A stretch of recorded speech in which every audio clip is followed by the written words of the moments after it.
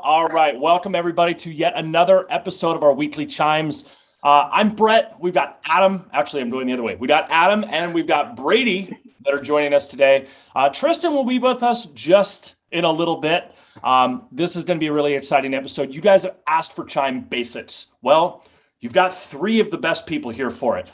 You've got Adam, who is, we all know Adam. Adam is like he's the CRM coach. He knows everything about Chime. We're gonna pick his brain. You've got me. I know a thing or two about real estate. And then we've got Brady, of course, with Chime. So if you have any Chime related questions, where do you want to start? Because this is Chime Basics. So I get asked a lot of questions about I just got Chime. I have no idea what to do. Yeah. I think that's a good place to start. And one of my things is, so my points are, prioritize the features that you're comfortable using right away. You are going to fumble. There's going to be navigation issues. That's 90% of the learning curve is navigation. You know what you want to do. You just need to find where to click. Just stick with the basics. You've got your people. You've got your follow-up. You've got your website. Next thing is focus on what gets you in front of your leads and in front of your clients, which is your follow-up and your website. You can kind of unpack that as far as what methods, but you're basically going to be calling, texting, emailing.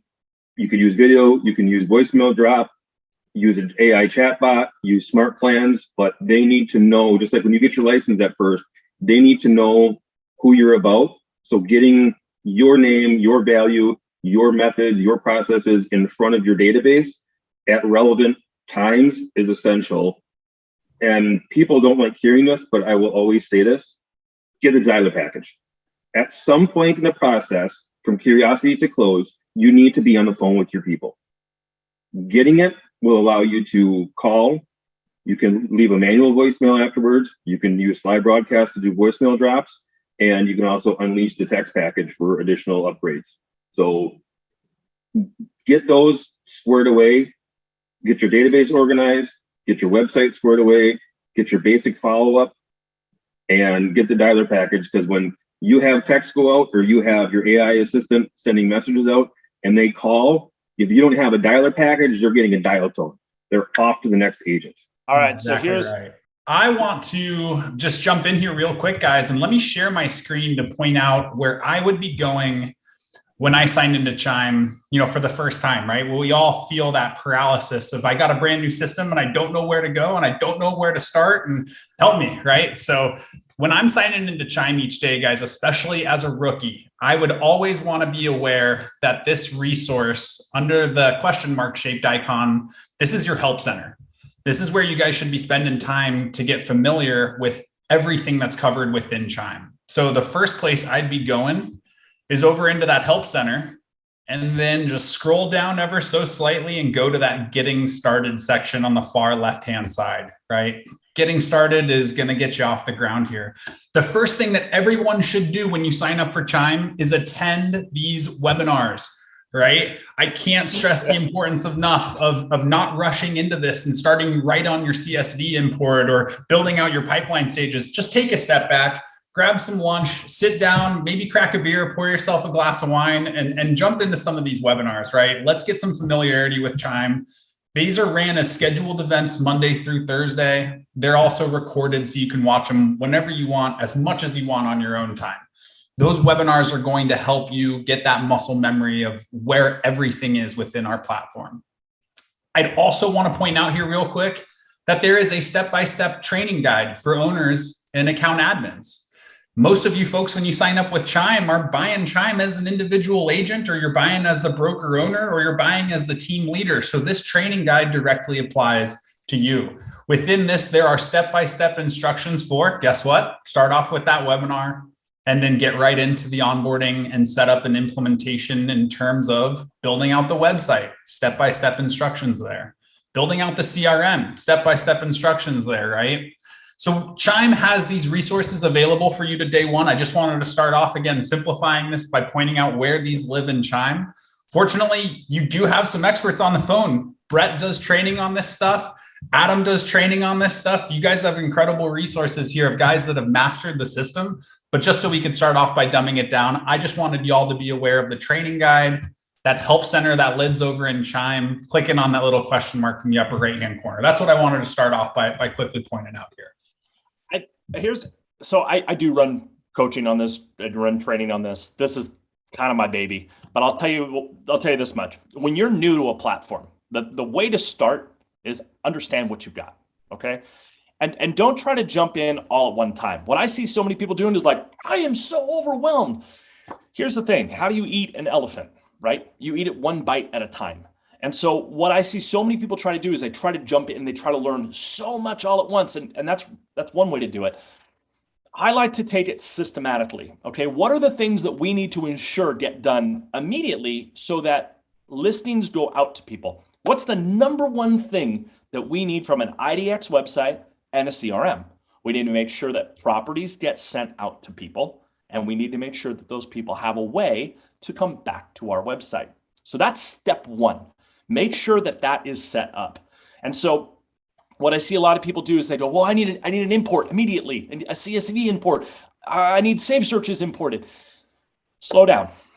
Learn the system and then import. Just because you signed up with something doesn't mean it needs to be up and running 100% full steam right away. It's a learning process. So what I like to do is, Brady, I'm really glad your share screen is up right now. The first thing that I like to do is I like to make sure that my pipelines are set up correctly. Pipelines are over the top. Brady, if you can like, I can't do your mouse, but yeah, so the pipelines are up top. I like to make sure that my pipelines are set up. I use hot, I use warm, I use cold, I use not contacted. Those are the ones that I use. You have a closed one in there too for closed business, but hot, warm, cold, not contacted. I dumb it down as simply as possible, because if there's more than that, you're like, where does this person go?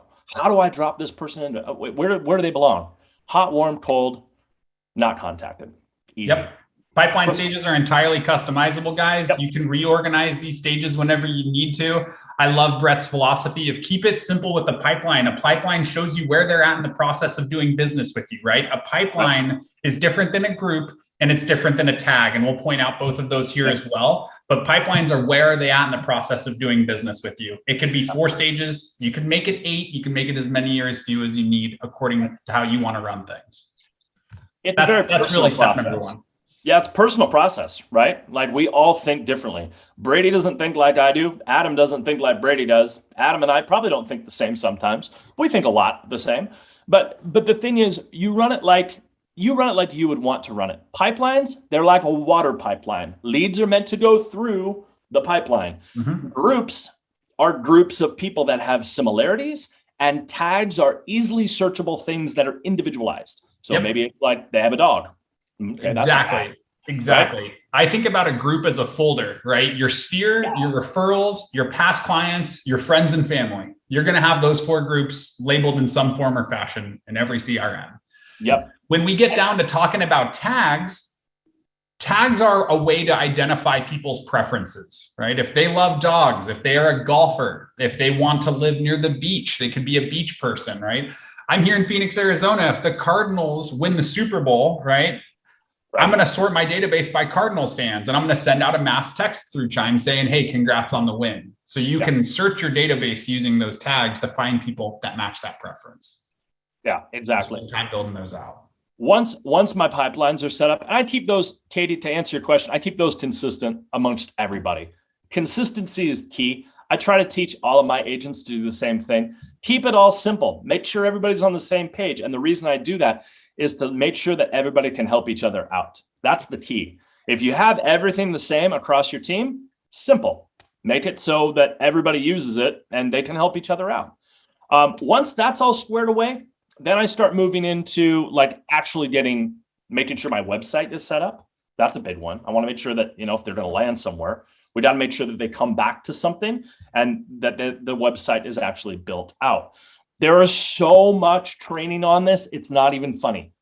Best advice I have for you, keep it simple. Don't overdo it. Don't add a bunch of CSS. Don't slow your site down. It doesn't have to be super customizable.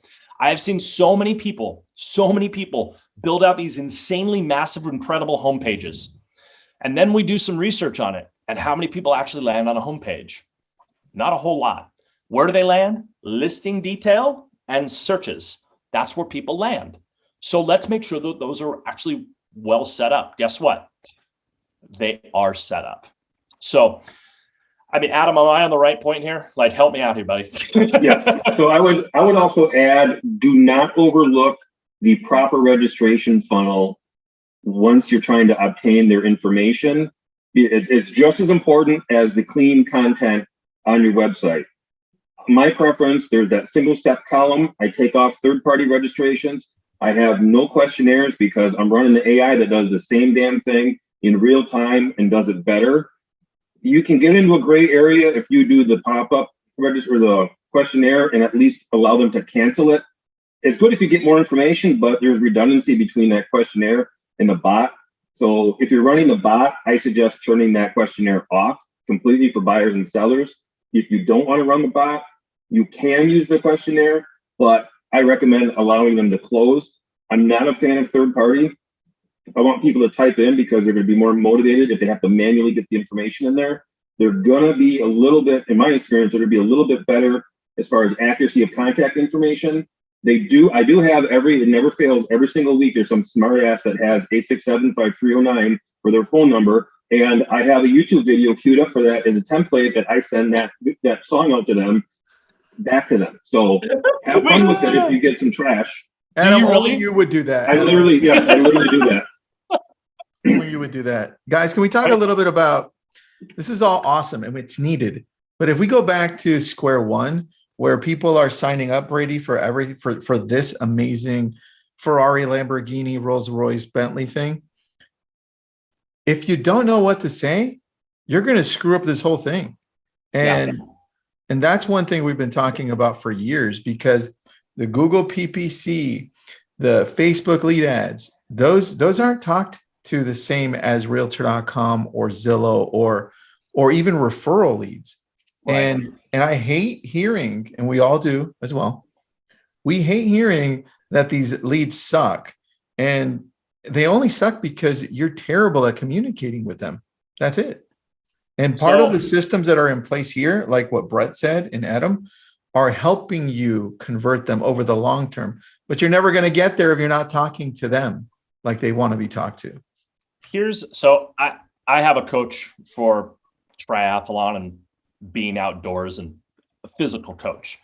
And the other day, so if you can't tell, it's snowy by me. I'm up in Alaska right now. And I went to go for a run and it was -6 outside.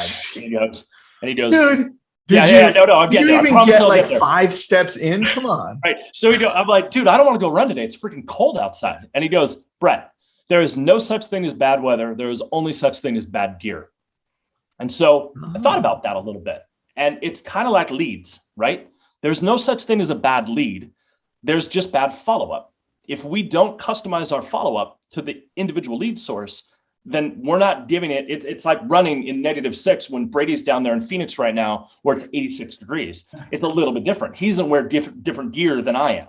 And Tristan out in Malibu, you're definitely gonna wear different gear than I don't think I can't run any day. I can run every day. So, but my point is, we need to customize our follow-up to each and every lead source. And so the easiest way to do that, right, is you can use smart plans to do that. And smart plans are just automated drips. That's all they are.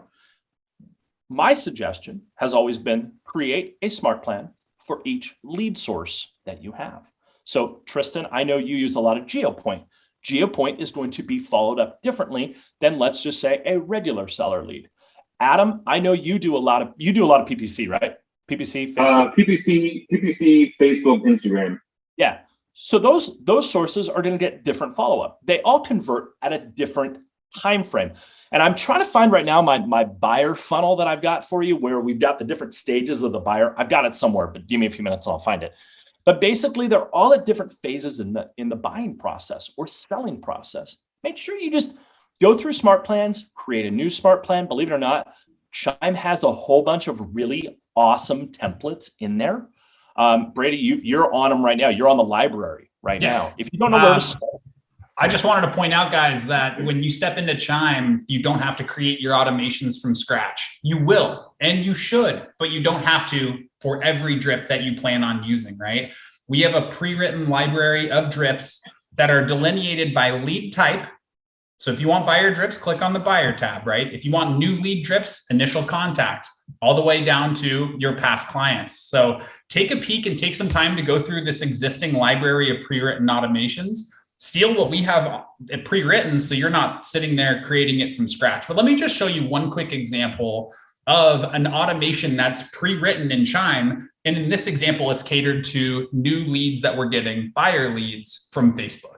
So instead of you having to write something from scratch, you can use something that's pre-written like this and edit and manipulate it as much as you need to. Yeah. And I think, Brady, if we're going to start at the very basic here, maybe we should explain what a drip and a smart plan is. A drip and a smart plan is actually it's basically coincided in the same term. And basically all it's doing is it's sending out automatic follow-up to your leads that you have applied that smart plan / drip to. Yeah. And there's different ways you can do it. You can send automated texting. You can send automated emails. It can remind you to call people. It can remind you to text people. Might even tell you to go swing by. And so that's ultimately, Chime has some of the best automation in the industry. And yeah, it can get a little confusing. So using what has already been done, like these buyer lead from listing ads from Facebook, having that already done for you, it's just going to teach you and kind of help educate you on how to build these out. And then when you see responses starting to come back, or maybe you don't see responses coming back, you can adjust your smart plan accordingly. I hope that makes sense. In order to take a pre-written drip campaign that Chime has and move it into your instance of Chime so you can actually start using it, it's pretty simple here, guys, but this gets overlooked a little bit. What we need to do is import this drip campaign from the library to our own account. So we select that little import button. This drops us into the editing process so we can approve what's being sent out to our clients before it's going live. So then you can take the time to go through each of these pieces of communication. Do we want this drip to automatically apply? Guys, this is huge and it gets overlooked all the time. Your drip campaigns will not automatically trigger unless this button is turned on. So you need to go through the drips that you want active and hit that auto apply. So each time, like in this example, a new buyer lead is created from Facebook, this automation automatically kicks in. Yeah. It's a really good button to not forget about, guys. Right. I forgot. What the hell's wrong with it? Yeah, that was the button. So. Yes. So that's one big one. Another area, guys, you should spend time getting familiar is in these application conditions. These are huge. This is how you cast a wide net of triggering your automatic drip campaigns from Chime. So let's dive into these just a little bit. The most simple version of triggering drip campaigns is when new leads are created, right? Like from the lead source of Facebook or realtor.com or Zillow, bold leads, the list goes on and on, right? We will integrate with all of those lead sources for you, but when leads are added from a particular source, that'll trigger a drip. You can also trigger your drips as you move your leads through your pipeline stages. If I move a lead to under contract, maybe I'd like a checklist to be triggered and applied to me, showing me what I need to do next to take that deal from under contract to pending and then to closed.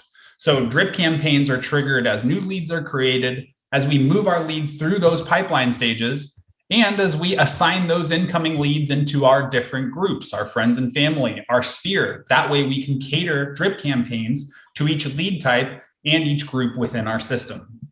Over time, you guys will have drip campaigns for each group, each pipeline stage, as well as each tag in here too. So a really good place to spend time getting familiar with the ways that you can trigger drips. You can also trigger drips based on what's happening over on your customer-facing website. Yeah.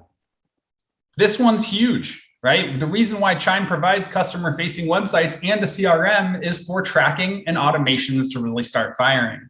So if folks are saving listings on your websites, if folks are looking at homes multiple times, if somebody requests a showing through your scheduling tool, or maybe an existing lead happens to pop back on site for the first time in 6 months, these are all ways that you can track your leads and then leverage drip campaigns through Chime. Let these events in your system trigger those auto texts, those auto emails, those call reminders, all of the above. So get familiar with these application conditions, guys. Get comfortable building them out and knowing these different stages, because I think, Adam, you could probably testify to this. The more time you invest on the front end and building out your automations, you can get pretty darn close to automating everything. 98%. Yeah. I even witnessed Adam in Las Vegas at EXPCon. He got up in front of a crowded room and he talked about automating 98% of his follow-up. A big majority of that automation is from these smart plans, from these drip campaigns. I'm sure property alerts are going to come up too. We'll cover those. But this is the heart of Chime. This is where I'd really be spending a significant portion as I'm getting rolling. So I know how to leverage drips and save myself time in the future. Brady, a couple of questions here in the chat. Is definitely on the list to cover here. Adam, Brett, maybe one of you can answer these. We've got a question from Nick. Pipeline says pipeline, hot, warm, cold, not contacted. What about previous clients?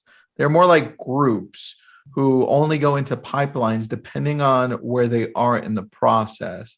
How do you do that? So for past clients, I put everything in closed. I have a closed pipeline that has all my past clients in there, and that's where they live.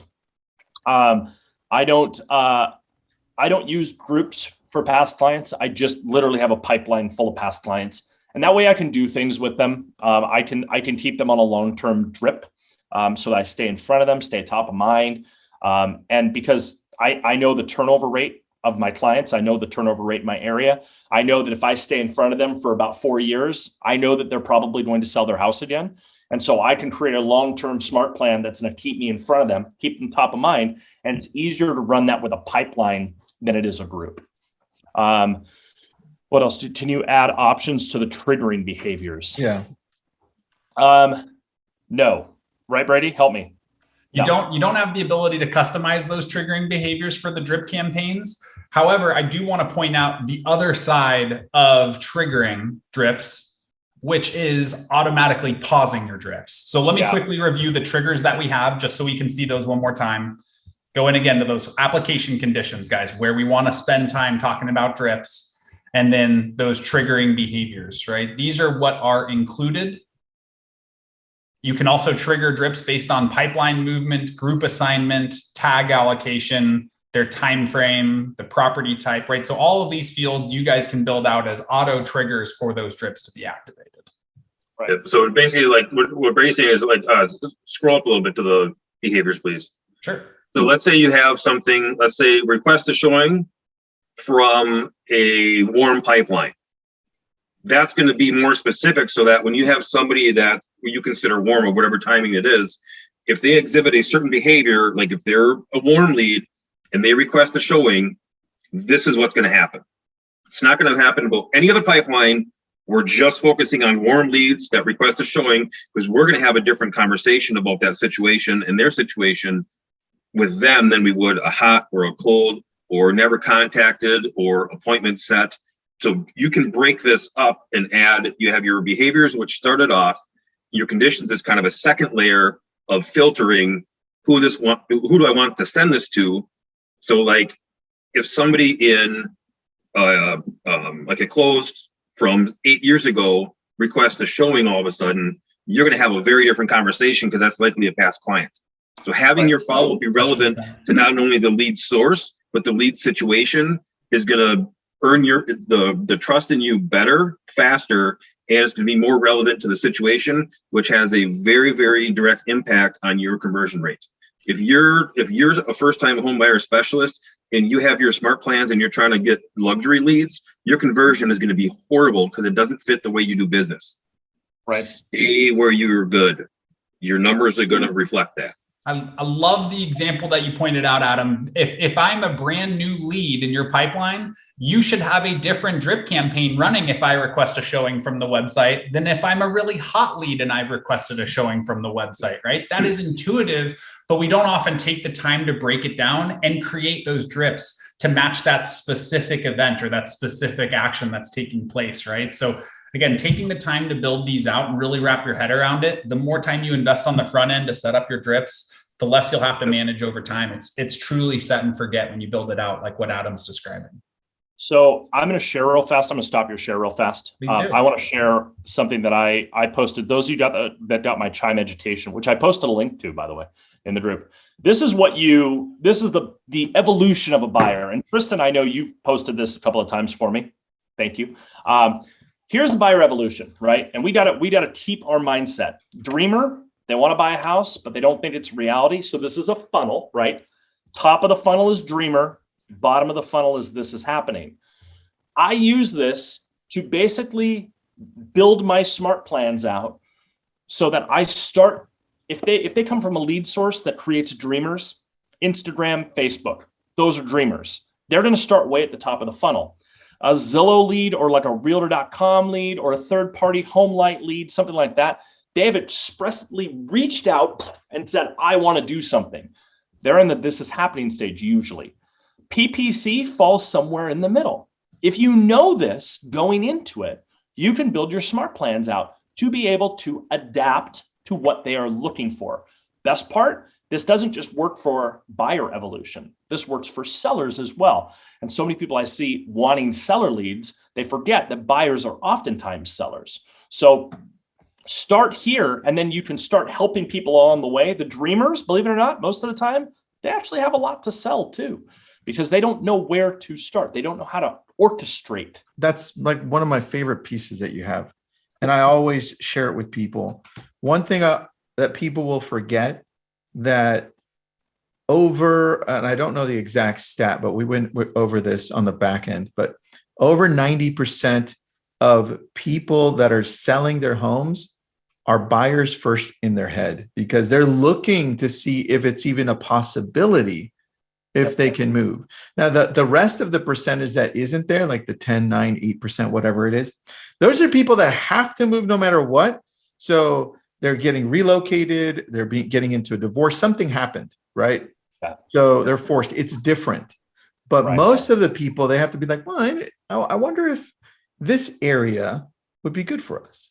And so people forget that because they always ask, well, where do I get seller leads from? They're already in front of you. You just have to approach it. Katie says, setting tasks are huge. Can we touch on this, please? And how do you get notifications via email or text when a request for a CMA or need to sell happens? So just real quick, in terms of tasks, right? We're going to see the tasks that are assigned that are due today automatically popping up each time we sign into the system right from this dashboard. It's the first thing we see each day. My tasks that are due today are popping up right there. This is the springboard into your task manager. So when I click on today's tasks, I go into this little clipboard shaped icon. This is Chime's task manager. This is going to be the master list of all the reminders that you have that are due today, as well as any tasks that you may have assigned to yourself over time that are now overdue, potentially slipping through the cracks. So this is where I would spend time leveraging the reminders that we've set up and working through that list of tasks each day. You got to touch this section of your CRM at least once a day, and you're probably doing it much more than that. Right. This is your task manager. Now you can create new tasks for your leads from this manager directly. And I can create a reminder to follow up with Brett, assign that over to Brett, and then I'd like to follow up with a call in, let's say, 1 week from today. And then I can go in and actually save that task, and flash forward a week, I'm getting a notification. So that's one of the ways that we can build tasks to assign out to leads in our database. The slightly more personalized version of creating a task is actually from their contact record. So let's go back to the people tab where all of our lists are living. We'll go to one of these leads.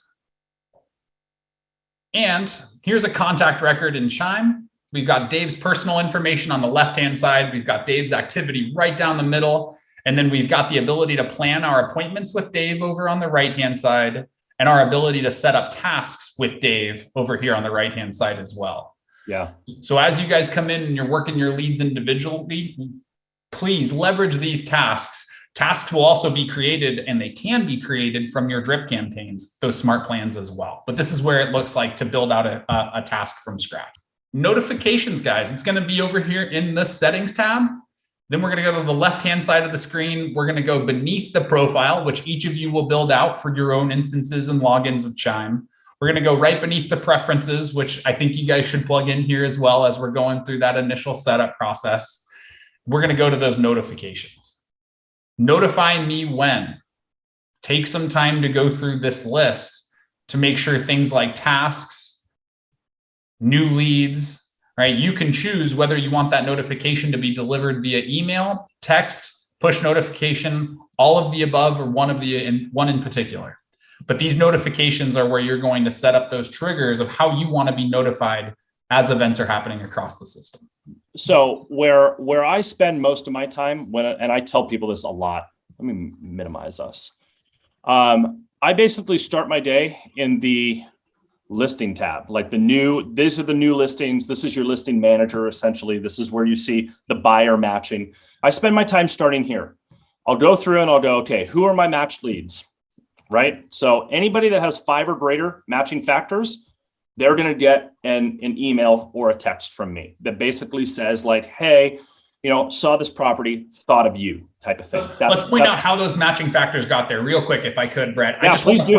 Please do. That what Brett's pointing out here, guys, with these matching factors, this is Chime's listing discovery tool. It's your MLS integrated into your CRM. And this is Chime analyzing your buyers in your database for the searches that those buyers have set up in your system, as well as the searches that you set up for your buyers for those property alerts that we send out. What Chime is doing is it's finding commonality between the preferences that your buyers have in the system and the criteria of the listings that you have active across your MLS. We're trying to show you the buyers in your database that are the best possible fit for those listings over in your MLS. And then it gets really easy to proactively share these listings with your leads right through Chime. You have the opportunity to do it via email. You can do it via text. You can do it as a combination of both. I just wanted to quickly add my 2 cents. No, I'm really glad you did that. I use text, and I hear a lot of agents that are like, well, Brett, they already get those. Yeah, they do. In property drips, some of them will already get those. But here's what this is all about. This is when I send a text to someone that has a matching factor, especially if they've saved or like requested a tour on one of these houses before, it's showing it's being proactive. And so when I send this to someone and they're like, hey man, you're sending us a lot of text, like, hey, I am so sorry. We're in a super hot market. My job is to make sure you see all the properties that could possibly match what you're looking for. And I'm just over here making sure I'm basically being a matchmaker. A lot of people really like that. And it takes them down a notch when you do that, because a lot of people can get kind of upset, but that takes them down a notch. Like, hey, thanks for being proactive. The second place that I spend most of my time is over, like, we look at these icons over here, and yeah, I'm in my wife's platform now. So it's she probably will get mad at me for what I'm about to do, but that's okay. I don't do much with the bell. I like the bell. It's nice. It tells you what's going on in your system, and it tells you what's going on in your emails and what have you. The task manager, like Brady was just talking about, thankfully she's all caught up. If she wasn't, I'd probably be a little upset right now. But there is no task today. So yay, Aurora, good job. Then we come into the opportunities tab, and I am trying to get you guys to make this the $sign, okay? Because this is where money is made. If you do nothing else in your CRM, this is where you spend them. You should be spending your time. And those that coach with me know this. I've said this so many times, it's probably been ingrained in their head. I look at yellows and greens, and those are the ones that I care about. Yellow. Let me tell you a quick story. When I was learning to drive, my dad's like the world's most conservative driver, like ever, okay? And one day I was driving along, I was like 15, I had my permit, and I'm in Southern California, I'm on PCH, and I came up to a yellow light, and I start slowing his like 3/4 ton Suburban down, and he's like, what are you doing? Go. And I'm like, what the? I just floor the Suburban, go through the yellow light. And he looks at me later and he goes, I don't care what your driver's ed teacher says. When you see yellow, you go faster. And I'm like, okay. So probably, 15 red light violations over the course of my driving career, probably a better advice would have been given. I'm going to give you the same advice. If you see yellow, go faster and go do that. This is a reason to reach out to someone. So Anne over here, this would be a really great reason. She's viewed this listing 3 times. Probably that's a good reason to reach out. Like, hey, Anne, what do you think about the property over on Highview? I'm looking to see, and if I see one in here, I'll let you know. But greens, man, she's slacking over here. I might have to have a talk with Aurora about this. maybe she's just not clearing these out, but I'm looking for a green. If you see a green in this opportunities tab, I'm so glad Chime did this. Green made it, it's money, right? If you don't reach out to someone that has a green button over here, dude, you're missing out on money. So if you go through your opportunities tab today and you have a couple of greens in there, you should probably be doing that. And when you're done for the day, clear out your opportunities. We don't use the pond, but clear out your opportunities. So I'm going to clear all of these, and I'm going to make Aurora really upset with me. Guys, opportunities are buying behaviors, just FYI, right? Oh, yeah. Opportunities are when people look at your listings online, when they request tours, when they open emails, when they click on the links of those homes that you're sending out to them, right? Yeah. Opportunities are hot leads. It's a chance for you to take proactive action that's being tracked by Chime.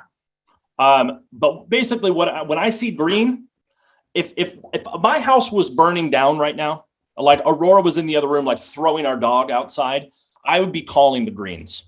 Like, that's not a joke. House is burning down, or earthquake is shaking the house. Like, hey, did you go check out 123 Main Street? Like, that would be my proactivity. I want to cover property emails real quick in 2 minutes. Go. Do it. All right, I'm going to share here. So smart plan, AI assistant, blah, blah, blah. None of that matters unless you have this also, okay? So you're going to find this in the settings wheel at the top, left-hand side, auto property alerts. You've got an enable check mark here to make sure that they're enabled. If you have more than one person on your platform, you can't apply it for the entire team, so they have the same settings. Things to keep in mind. So property alerts are going to go to buyers and leads that are also buyer and seller and renter as well. Exclude pipeline. So these are the ones that they're in a certain pipeline that you do not want this sent to. So I have it basically, essentially all of my afterthoughts. People that unsubscribed, people that are disqualified, they say they don't want to work with me, people that said do not contact, anything that's like a client thing, they don't need to be having property alerts right now because they're dealing with me personally. You can choose the property status. So I only want active stuff, even though the with bump, it's confusing here, but I keep it simple, just active properties. I don't want to send them something in a property alert when they're a buyer looking to buy if they can't write an offer on it. I try and do the same as acquired city. They don't really search by zip code, they search by city. I don't want open house stuff. I do daily, but I do Monday, Wednesday, and Friday. And I want 24 hours after lead registration, so they have time to browse for a little bit, and then it can get more data and send it out.